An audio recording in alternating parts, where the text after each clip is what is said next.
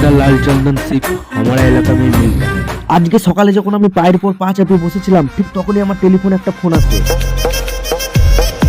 Hello hello sir, नमस्ते sir. आपसे एक बहुत बड़ा रिक्वेस्ट है सर, पुष्पा 3 मूवी को प्लीज आप कर दीजिए ना।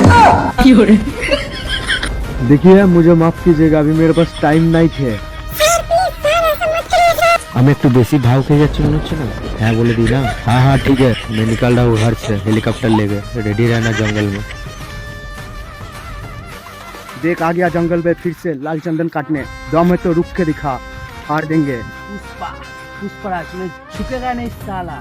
তো আজকে আমি চলে এসেছি জঙ্গলে লাল চন্দন কাটতে, তোমাদেরকে দেখাবো লাল চন্দন কিরকম হয় দেখতে। তো চলো দেখতে থাকো পুরো। চলো আমি এখন পুষ্পা ভাইয়ের মতন কুরুলটা ধার দিয়ে দিচ্ছিলাম।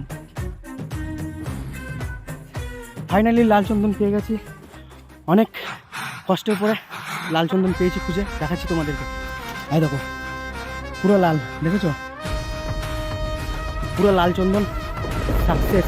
तब तो अपन को माल मिल ही गया, चलो काट लेते हैं। তো গাইস ফাইনালি আমাদের লাল চন্দন কাটা কমপ্লিট হয়ে গেছে, এখন আমরা বাড়ি যাব। এই যে দেখাচ্ছি তোমাদেরকে, এই যে আমাদের লাল চন্দন দেখতে পাচ্ছ। তো এইগুলো কোনো লাল চন্দন না, এগুলো হলো শালকাঠ। শালকাঠ কাটতে এসেছিলাম, এখন আমরা বাড়ি যাব যেহেতু আমাদের হয়ে গেছে। টাটা, দেখা হচ্ছে পরের ভিডিওতে।